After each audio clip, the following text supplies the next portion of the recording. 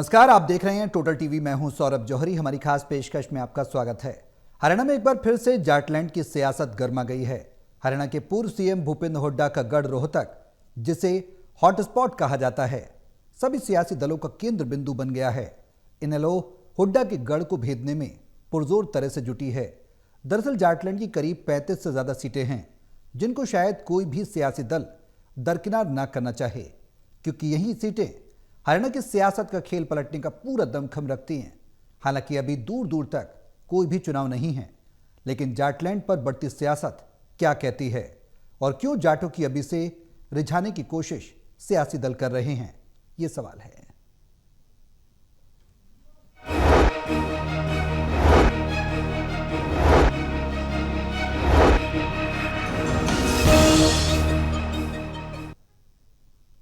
तो हरियाणा को लेकर सियासी दलों की तैयारियां क्या कहती हैं। इनेलो हुड्डा के गढ़ रोहतक को, गढ़ी सांपला किलोई को भेदने की कोशिश में पुरजोर तरह से जुटी है। हमने देखा था सुनील चौटाला का दौरा भी हुआ और वो कह रही थी कि इस बार बदलाव होगा और बदलाव जो होगा वो रोहतक से ही होगा। तैयारियां क्या हैं सियासी दलों की, बीजेपी की क्या तैयारियां हैं, कांग्रेस अपने गढ़ में कितनी मजबूत है और इनेलो जो भेदने की तैयारी कर रही है वो कितनी दमदार है। तमाम सवाल हैं जिनके जवाब तलाशेंगे। हमारे सहयोगी हमारे साथ मौजूद हैं।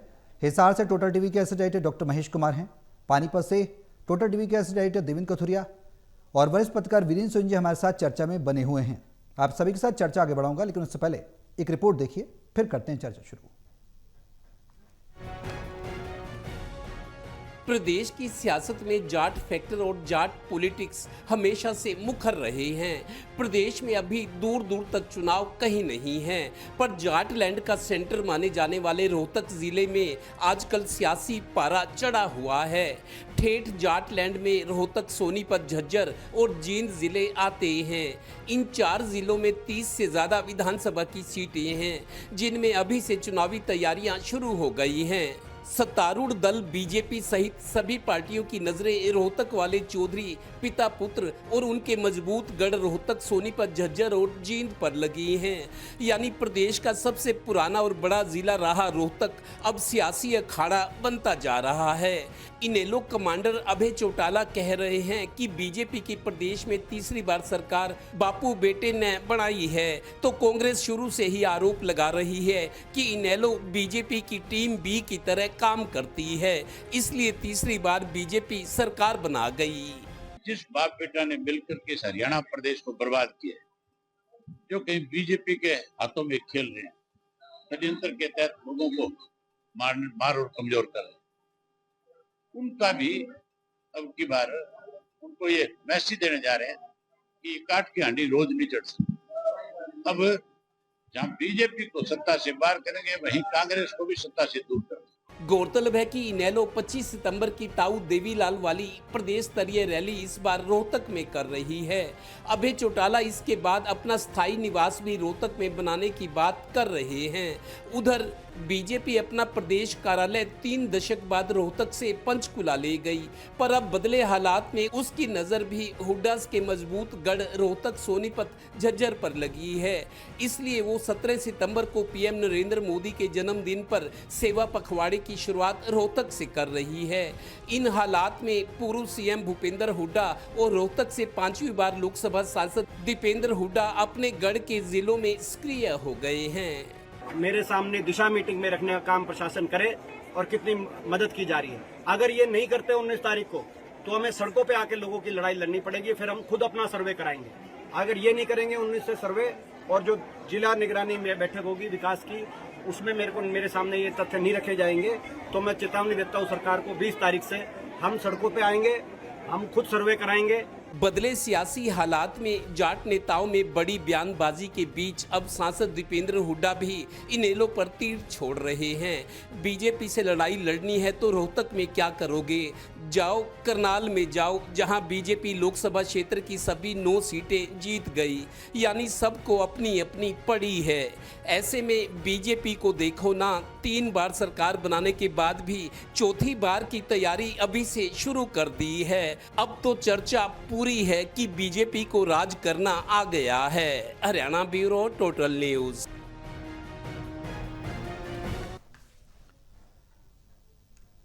तो जाट नेता एक दूसरे पर टिप्पणी कर रहे हैं। जाट सियासत, जाटलैंड की सियासत गरमाई हुई है। किस पार्टी की, किस सियासी दल की क्या कुछ तैयारियां हैं। हालांकि चुनाव अभी दूर दूर तक नहीं है, लेकिन सियासी माहौल जरूर हरियाणा में गर्म होता नजर आ रहा है। देवेंद्र, जाटलैंड की अक्सर हमने चर्चा भी की है और करते भी रहे हैं। जाट बनाम गैर जाट, हरियाणा में ये दो खेल सबसे प्रमुख रहे हैं और किसी भी सत्ता को परिवर्तित करने के लिए बेहद अहम भूमिका रहती है। इस बार जाटलैंड की सियासत क्या कहती है? 1966 में हरियाणा का उदय हुआ था। पंजाब राज्यों का पुनर्गठन हुआ था, तो पंजाब को काट के हिमाचल और हरियाणा, ये 3 स्टेट बन गई थी। पहले बहुत विस्तृत पंजाब था। बताते हैं कि लाहौर से लेकर मथुरा यूपी तक पंजाब हुआ करता था। उसके बाद जैसे देश आजाद हुआ, राज्यों का पुनर्गठन हुआ, तो हरियाणा 1966 में बना। अभी तक की बात करें तो ज्यादातर टाइम चौधरी बंसीलाल, देवीलाल, ओम प्रकाश चौटाला, ज्यादातर जाट समाज के लोगों ने, मुख्यमंत्री ने राज किया है। पहली दफा ऐसा हुआ है कि 2 कार्यकाल में नॉन जाट के मुद्दे पर बीजेपी चुनाव जीती। लोकसभा में भी हरियाणा से ये समर्थन मिला और तीसरी बार अब तीसरा कार्यकाल चल रहा है और अब चौथी बार की तैयारी कर रही है।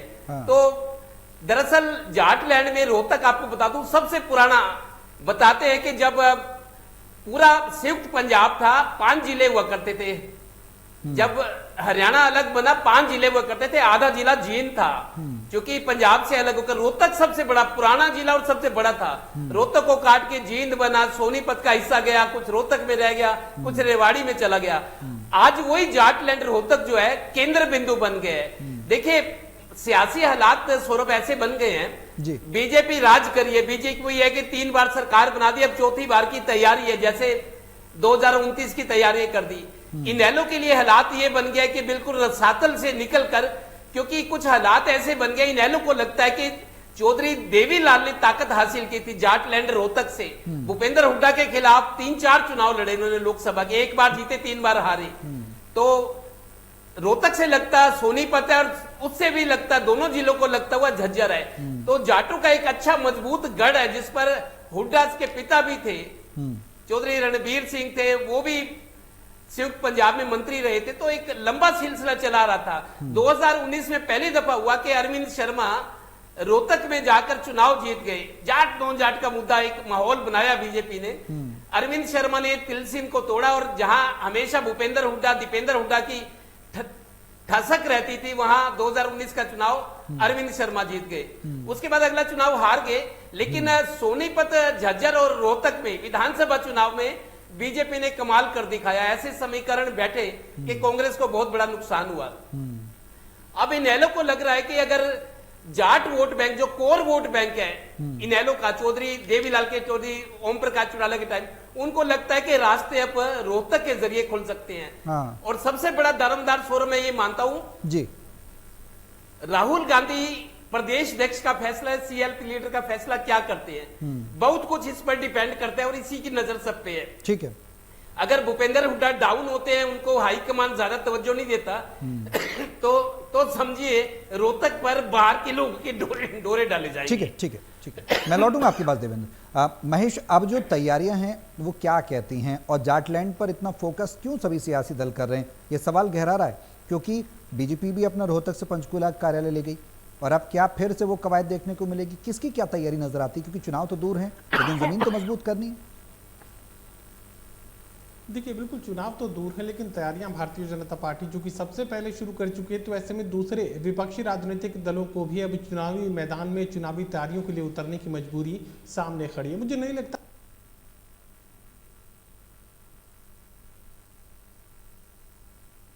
ठीक है महेश, आपकी आवाज़ हम तक नहीं आ रही है, मैं पहुंचूंगा आपके पास। वीरेन जी, जो अब सियासत है जाटों की गरमाई हुई है, अब इनेलो जो प्रयास कर रही, जो तैयारियां कर रही है, उसको किस तरह से देख रहे हैं? या फिर बीजेपी की तैयारियों की बात करें, कांग्रेस की तैयारियों की बात करें, 2019 के बाद 2025 में बड़ा नुकसान हुआ पार्टी को, अब क्या नजर आ रहा है?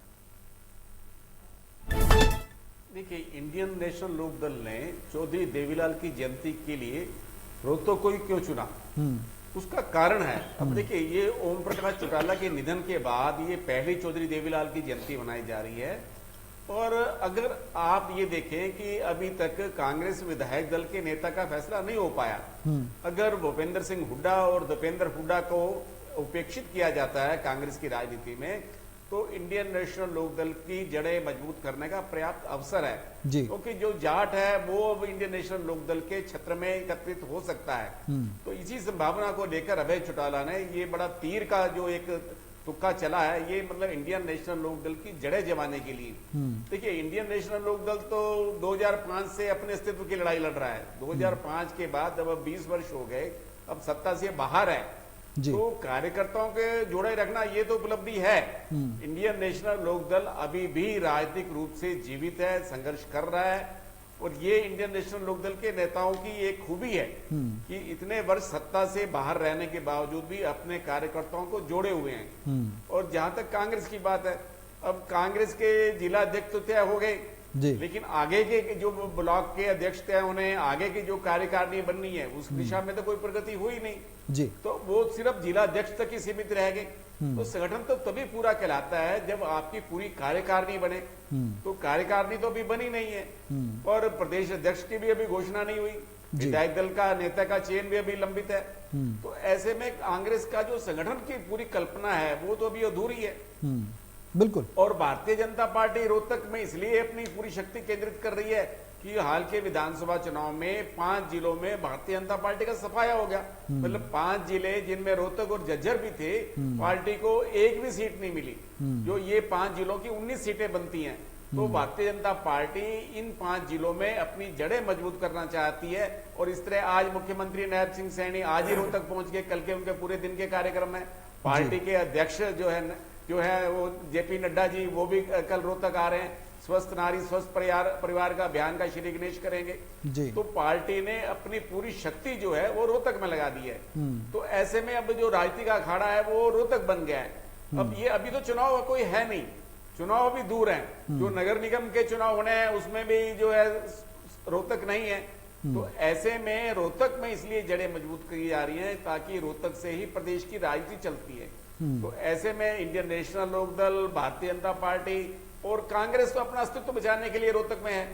अब देखिए, दीपेंद्र हुड्डा रोहतक के सांसद हैं, लेकिन वहां उनको संघर्ष करना पड़ रहा है। बिल्कुल। और भारतीय जनता पार्टी से जूझना पड़ रहा है। अगर वो संघर्ष के लिए जनता के मुद्दों पर संघर्ष करेंगे तो उनका अस्तित्व बना रहेगा, क्योंकि आगे उनको राजनीति करनी है।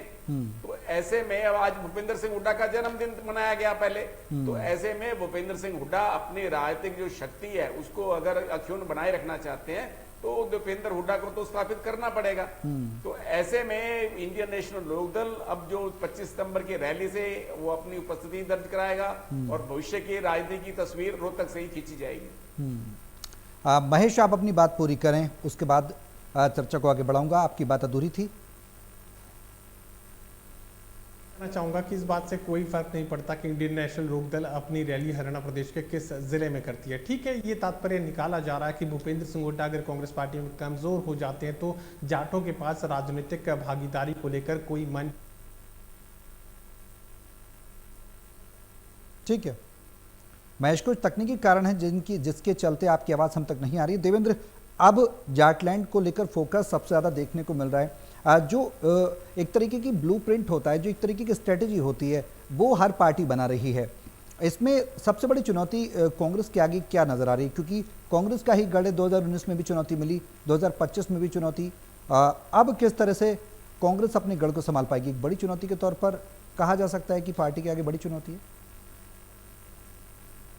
देखिए सौरभ, कांग्रेस 2024 के चुनाव में सरकार बनते बनते रह गई। उम्मीद थी, क्योंकि जिस तरीके से 2024 के विधानसभा चुनाव में, लोकसभा चुनाव 2024 में 5 सीटें जीत गई कांग्रेस, क्योंकि थोड़ा एंटी इनकम्बेंसी वाला फैक्टर मुखर हो रहा था। तो कांग्रेस को लगा कि अब तो विधानसभा चुनाव तो आराम से, लोगों की जुबान पर था कि कांग्रेस विधानसभा चुनाव जीतकर सरकार बनाएगी, क्योंकि लोकसभा का ट्रेलर सामने आ चुका था।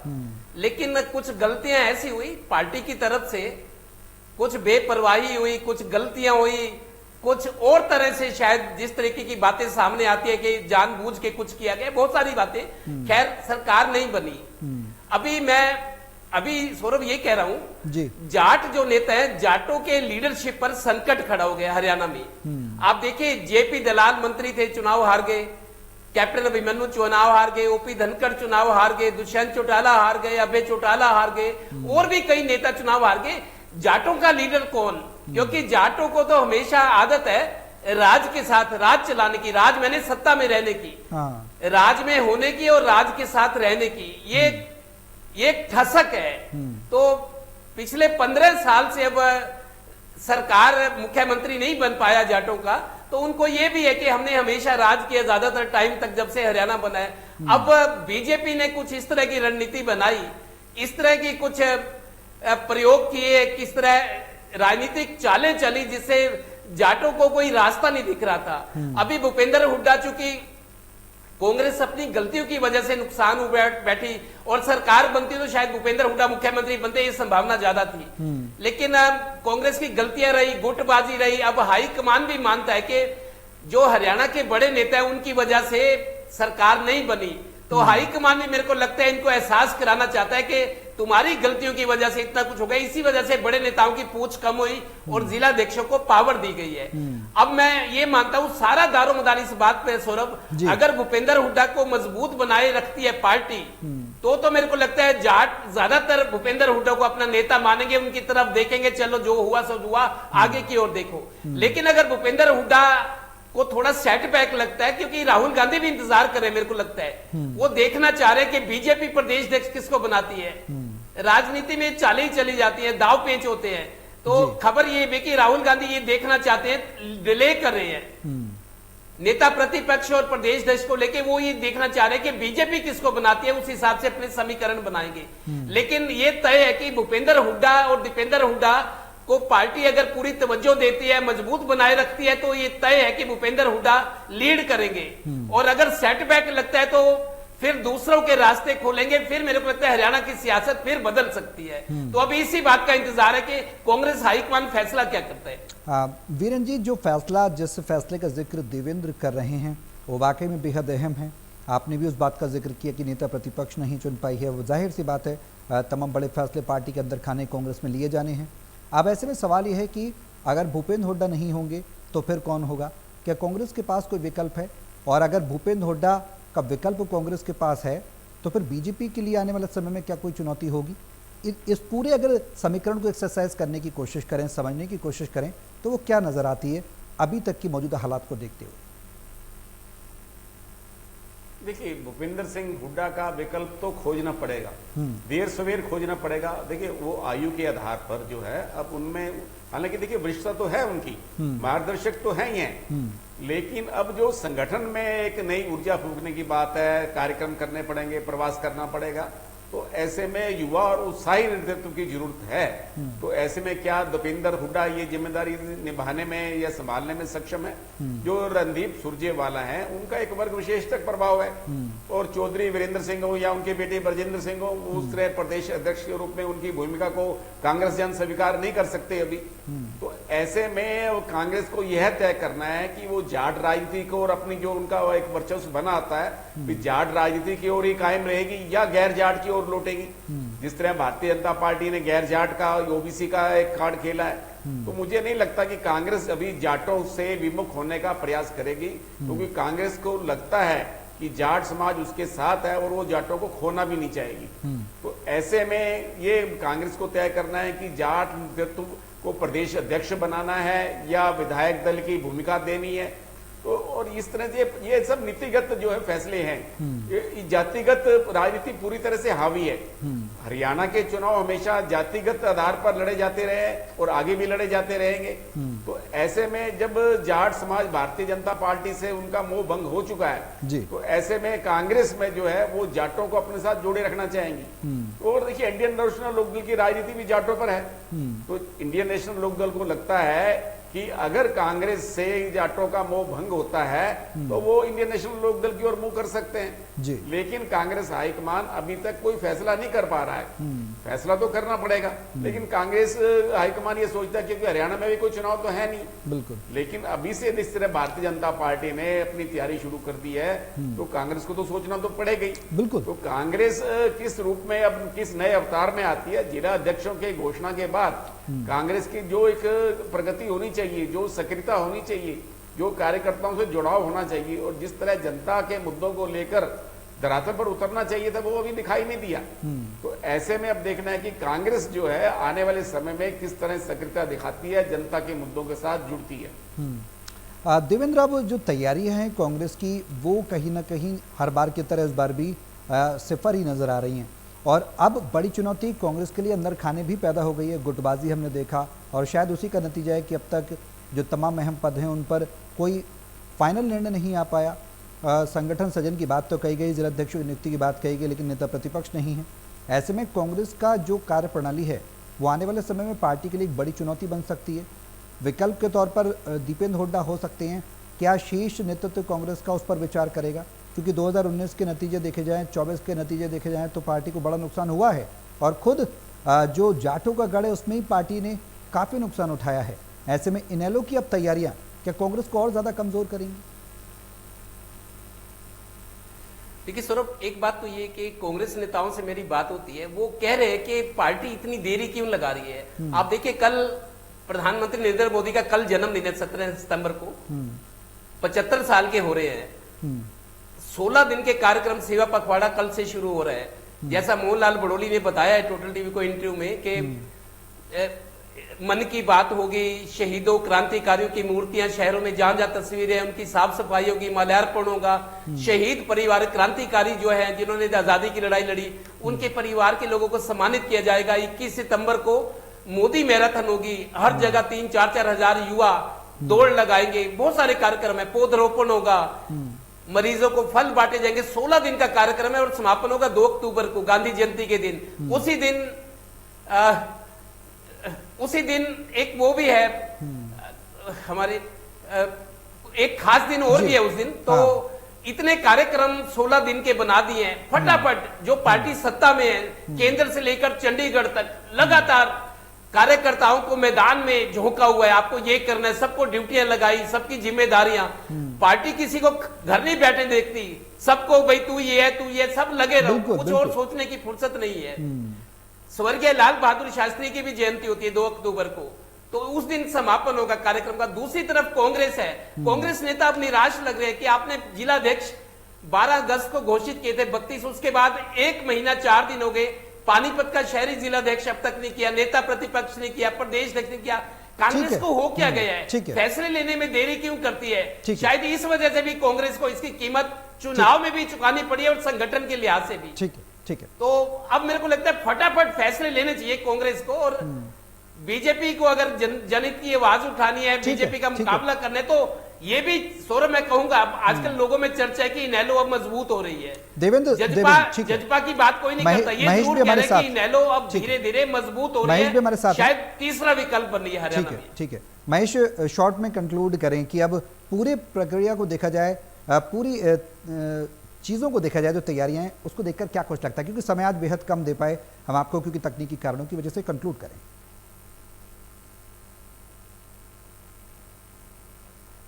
दल रोहतक में रैली करे या प्रदेश के किसी भी दूसरे जिले में रैली करे, उससे कोई खास फर्क नहीं पड़ने वाला है। वजह क्या है कि लगातार विरोध भारतीय जनता पार्टी का अभय सिंह चौटाला करते हैं, लेकिन किसी भी तरह का बाई इलेक्शन हो तो भारतीय जनता पार्टी के साथ खड़े नजर आते हैं। लोकसभा का अगर जो है राष्ट्रपति का चुनाव हो तो भारतीय जनता पार्टी के साथ, उपराष्ट्रपति का चुनाव हो तो भारतीय जनता पार्टी के साथ, राज्यसभा का चुनाव हो तो भारतीय जनता पार्टी को वोट देते हैं। और भारतीय जनता पार्टी के सूत्र ये जानकारी दे रहे हैं कि अभय सिंह चौटाला को तो यहाँ क्लीन पास दिया गया था पूरा सिरसा जिला, क्योंकि भारतीय जनता पार्टी के लोग ये मानते थे कि अगर अभय सिंह चौटाला को सिरसा जिले में मजबूत नहीं किया गया तो फिर कांग्रेस पार्टी तमाम सीटें जीत सकती है। कांग्रेस पार्टी को जीतने से रोकने के लिए अभय सिंह चौटाला को क्लीन पास दिया गया। ऐसे ऐसे उम्मीदवार चुनाव मैदान में उतारे गए जिन्हें उनकी पार्टी के लोग नहीं जानते थे, और बावजूद इसके जो पास दिया था बीजेपी ने अभय सिंह चौटाला को, वो कैच नहीं कर पाए। महज 2 सीटों पर जीत अभय सिंह चौटाला ले पाए। और सुनैना चौटाला का जिक्र यहाँ पर किया जा रहा था, ये कहा जा रहा था कि वो प्रचार के लिए उतरी हैं। हिसार लोकसभा में चुनाव लड़ा था सुनैना चौटाला ने, और